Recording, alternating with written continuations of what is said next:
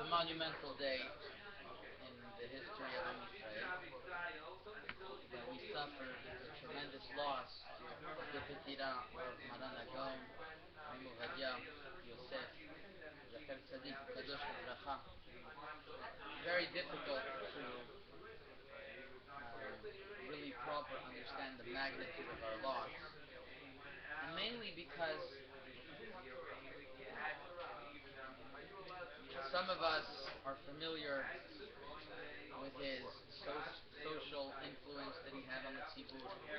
Others are more familiar about his political influence. But not many are familiar how much he affected the halachic process and the psak halakha hasfaradi. Not many are familiar ad kama Maran Arav Ovadia Yosef was able to influence the halachic world. And this is what and this is what I want to discuss tonight.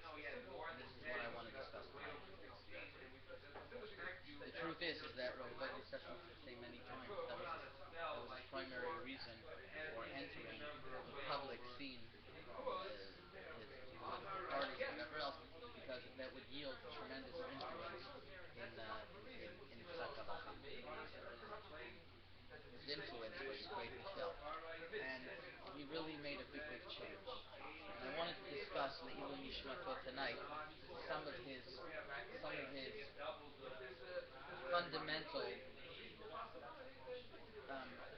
thoughts and psakim that really trailblazed the way for how we follow halakha nowadays. The number one thing that Maran Rav Ovadia Yosef was the most famous for was that he felt that his mission in the world was to bring back the light and the psak of Maran Rabbeinu Yosef Karo, the Maran Rabbeinu Yosef the Shulchan Aruch. And with that, he was very much of the opinion that all the Sfaradim have to accept all the psakim of Maran Rabbeinu Yosef. Now that's a very difficult klal to say, because every rule has many exceptions, and in halakha that's exceptionally true.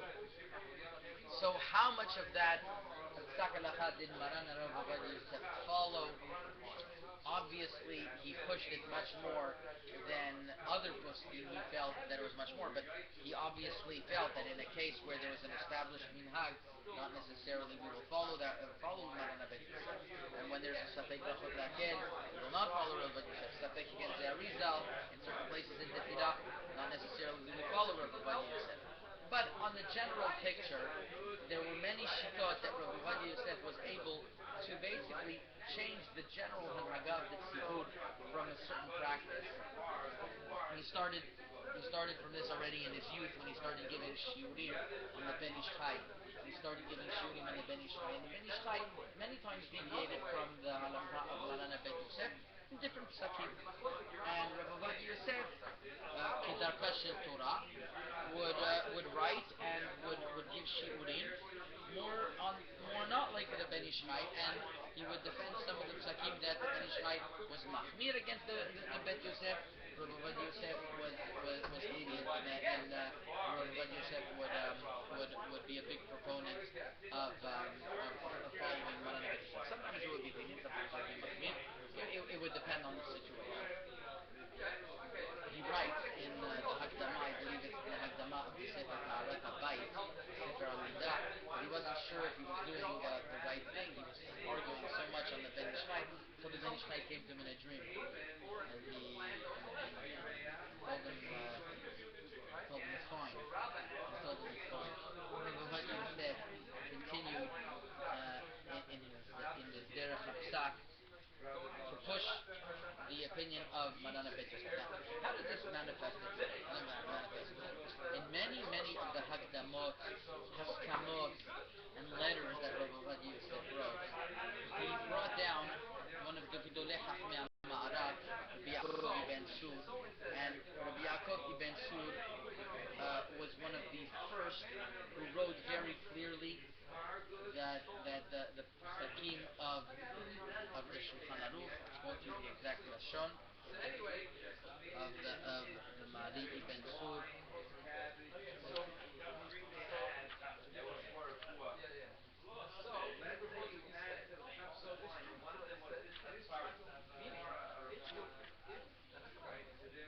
In Mishpat U'Tzedakah B'Yaakov, חלק ב' סימן ה' וקיבלו אבותינו ורבותינו ז"ל דבריו וסברתו אפילו נגד 1,000 פוסקים, even against 1,000 פוסקים, ושוב אין לנו סברתו, and the Torot Emet Rabbi Berzugo writes, ונגררים אחר פסקי רבנו יוסף ז"ל, הוא המשביר לכל המארץ. That we follow the opinion of Rabbeinu Yosef, which is the Bet Yosef. He is the mashbir lechol haaretz. It's a borrowed term for Yosef. It's something that's written in the Torah. We look again. And these quotes were consistently used by Rav Ovadia.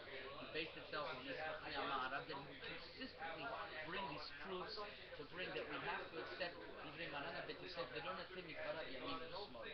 One of the famous psakim is that Maran Bet Yosef is the opinion that a woman cannot make a bracha on a mitzvah d'asishas mangrama, even though they receive schar, they receive reward on making on doing a mitzvah that they are not commanded in, like shofar or sukkah or lulav. Maran holds they can't make a bracha, and it's a bracha levatala. The Rama is of the opinion that they're allowed to make a bracha since they're allowed to make the mitzvah and they receive schar doing the mitzvah. So why can't they make a bracha? And the Chida writes that there was a minhag by the Sephardi ways that they would make a bracha, and the Ben Ish Chai also. Rav Ovadia Yosef came out very short and he said, Maran Ben Yosef himself said, not, we don't make brachot against Maran Ben Yosef. That's one classic, very famous example that Rav Ovadia Yosef was very strong. He extended this chidush even in Birkat HaSheva, even in brachot like in Tefillah, like Baruch She'amar and Yishtabach, that women shouldn't say Shem Malchut. On that there's much discussion that even the Bet Yosef would agree that since we don't say Vitzivanu, in that bracha women would be allowed to say Birkat HaSheva and Baruch She'amar and Yishtabach, Yotzer Or, etc. But in the Sfarim of Rav Ovadia Yosef and the Siburim that they printed for girls, they don't have Shem Hashem. We spoke about it once before that this is a very difficult opinion. Many argue on him in this regard, but he was of the opinion that especially because of himself, sure wouldn't sham in the brachot. The minhag in Morocco, as we're on the subject, was that there was no clear minhag on this. Shalom Yitzhak once mentioned to me that it was very hard to say what the minhag by ladies used to do because most ladies weren't so versed in Lashon HaKodesh. They weren't used to making brachot anyways. Mikovea and minhag is very difficult. Now, they would say their own tefillah in Arabic, in their own language, by the mezuzah. That's how they would.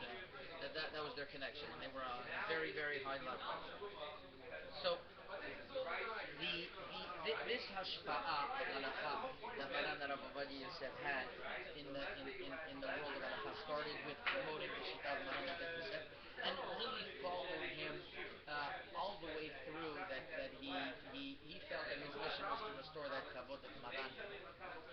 Today his son mentioned in the Levaya that it could be that from the time of Maran Ben Yosef to have such a personality like Rav Ovadia, and I think he meant specifically in promoting the Shita of the Bet Yosef we've never had. Promoting that Shita we've never had.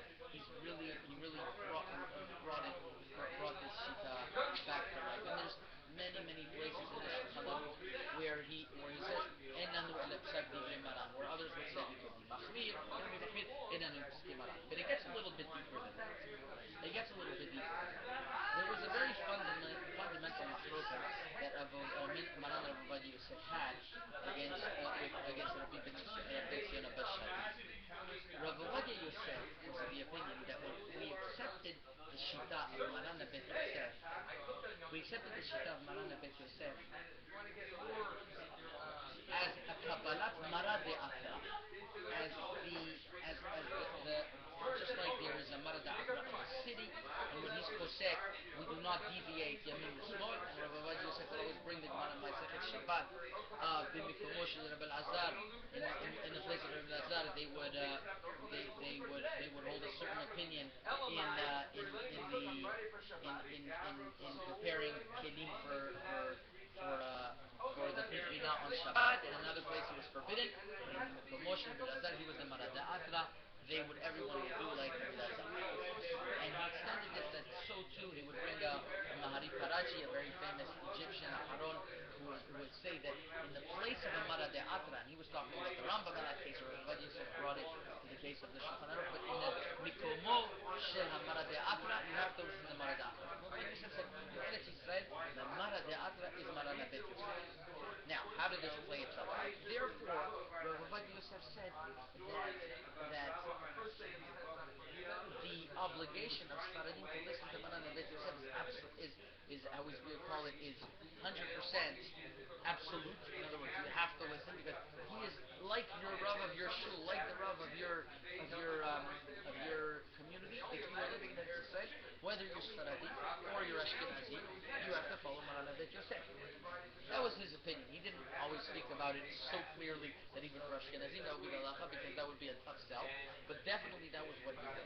He held that everyone has to follow the opinion of Maran and Bet Yosef in Israel. Now, this opinion lent itself to much disagreement. Rabbi Zion Abba Shaul was more of the opinion that the derech of Maran wasn't as the Kabbalah of like a Rav, but rather the derech of Maran was Kabbalat Hanhaga. In other words, we don't follow Maran like a Rav, because a Rav can only be while he's still alive, not after he's niftar.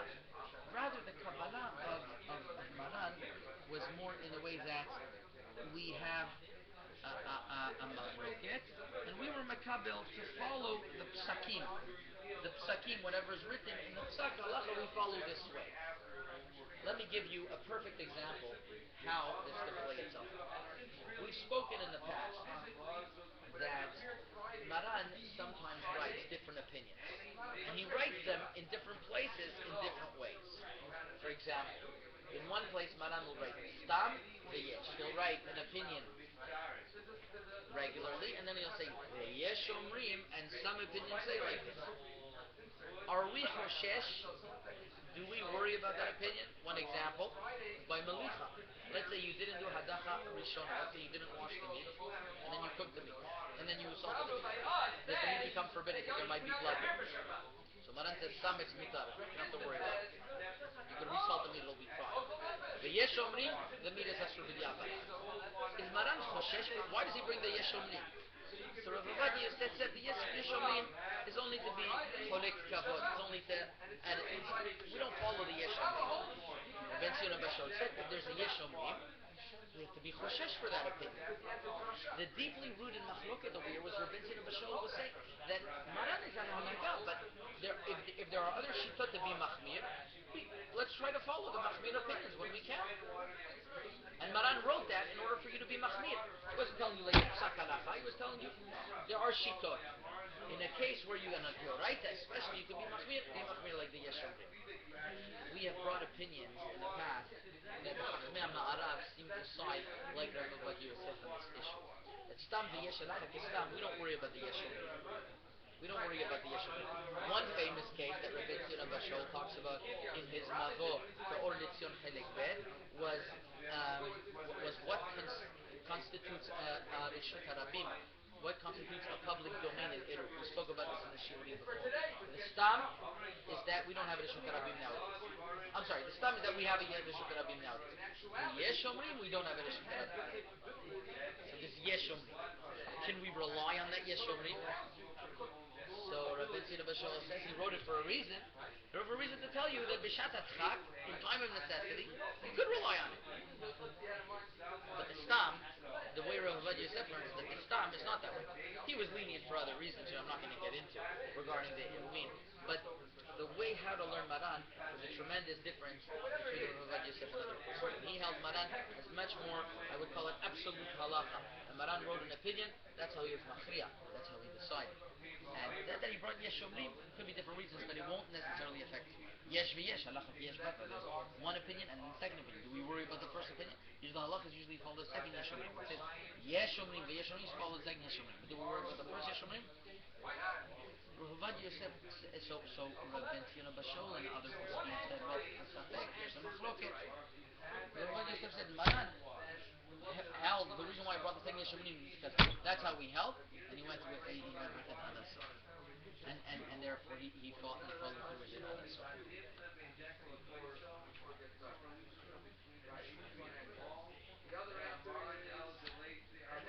You know, one of the very special lessons that Maran Rav Ovadia taught us was that one could be very fierce and adamant about his positions in Halakha, but that shouldn't take away one iota of Ahavat Yisrael, that one Torah giant, that one Gadol should have to another. And the most glaring example of this was that the relationship that Rabbi Yosef had with the chief rabbi of Yerushalayim, Shavat, Rabbi Shalom Esas, Zecher Tzadik B'nai Livracha. Rabbi Yosef knew Rabbi Shalom Esas because of his writings and a couple times that he met him before. The chief rabbi in Morocco in 1975, he told him to move to Eretz Israel to be the rabbi of Yerushalayim. And they had fierce machlokot in Halakha. Those of you who attend these shiurim know the amount of machlokot that there was from everything under the sun. How much should we keep minhagim in Eretz Israel?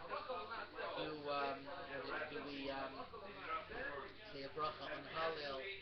The women lighting hadlakat nerot. When should they light? When do women make a bracha on tzilat mikveh? On tzilat mikveh. Countless of Eruv. Rabbi Shalom was machmir wigs. Rabbi Shalom Misas was a big proponent that women are allowed to wear wigs. Rabbi Yosef was fiercely opposed. So many different machlokot that they had. The love that they had between them. I remember seeing them hugging and embracing each other every time they met. It was something unbelievable. And Rabbi Yosef, the high respect that he held to Rabbi Shalom Yosef, despite the fact that Rabbi Shalom Yosef was his fierce opponent in Halakha, was unparalleled. Now I want to read to you the other way, the tremendous love and respect that Rabbi Shalom Yosef had to Rabbi Yosef was a letter that Rabbi Shalom Yosef wrote to Rabbi Yosef, and because of that, the high regard and special feeling that Rabbi Yosef had towards Rabbi Shalom Yosef, he actually printed Rabbi Shalom's letter in the introduction of the Sefer Yediyah Omer, and I'll read it and translate it. Miftav Ohev V'Yedid Nefesh. Now this is an especially special letter because you know how many machlokes that they had between each other in Halakha. This is especially beautiful. Miftav Ohev V'Yedid Nefesh Rav Rabbanan Rabbah Shel Yerushalayim Agrash Mishash Zatzal. This is a letter of love and of close friendship from the Rav of Yerushalayim, Rabbi Shalom Esas. Rosh Chodesh Tevet Tafshin Samech Aleph, which is 13 years ago. A little less than 13 years ago. Kvod Yedidenu Yedid Hashem Yedid Bet Yisrael. To our dear friend of Hashem and friend of all of Am Yisrael. Ma'oz Tifartenu V'Tiferet Kol Yisrael. The rock of our glory and the glory of all of Yisrael. Pe'er Hador V'Hadaro. The crown of the generation and its glory. Nezer Yisrael U'Be'ero. The crowning of Israel and its glory. Alav Yatif Nizro. Yahid Bedoro. Unique in his generation. Bedorot HaKodmim, and in previous generations. And now he uses a play on words that uses the names of the Sfarim that Rav Ovadia Yosef wrote. He incorporates them in his letter in bold. Halichot Olam Lo. Halichot Olam is the Sefer over here. Halichot Olam Lo. The Sefer Ovadia just wrote on the Ben Ish Chai at that time. Yom La Yom Omer Yabia. Day to day he will say Yabia, which is obviously Yabia Omer, which is the magnum opus of Rav Ovadia. Et Torato Yashmiya V'Yashmiya. His Torah he will make heard and he will influence.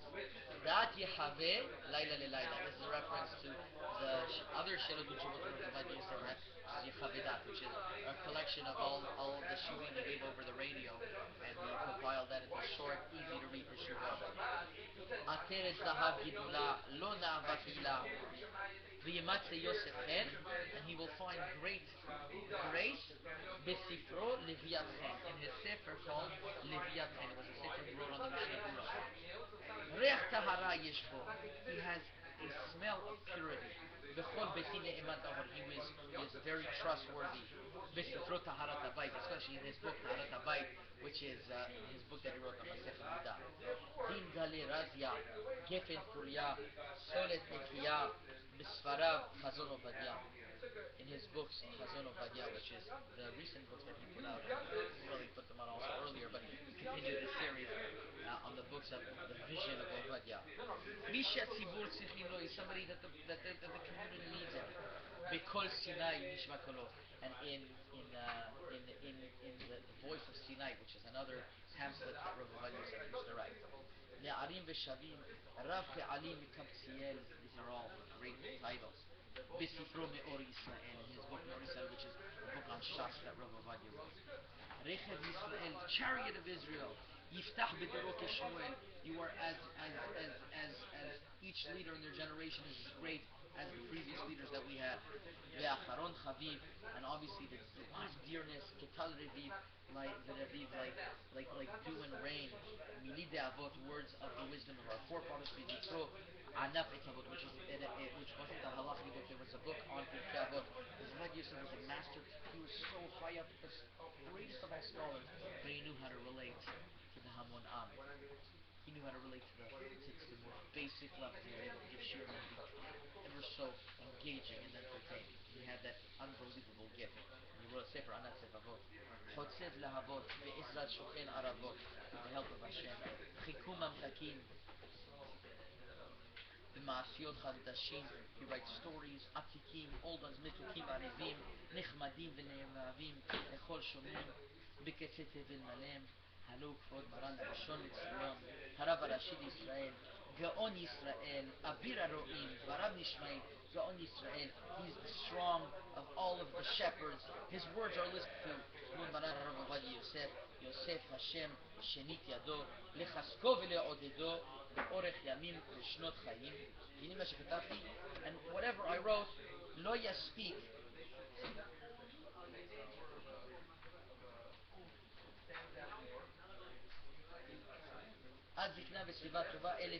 Whatever I say is not going to be enough about all the millions of all of the tens of thousands of hashpa'ot that he had. And then he writes how he accepted his sefer, and we see that he his tremendous love that he gave to Ovadia Yosef, despite the fact that he had tremendous halachic difficulties. The loss that we have today is a loss that we will not overcome. But he left us a great legacy. Among the dozens and dozens of Sfarim he left us a legacy. He left us a dugma. He left us a dmut. He left us what to aspire to. He is Yichud.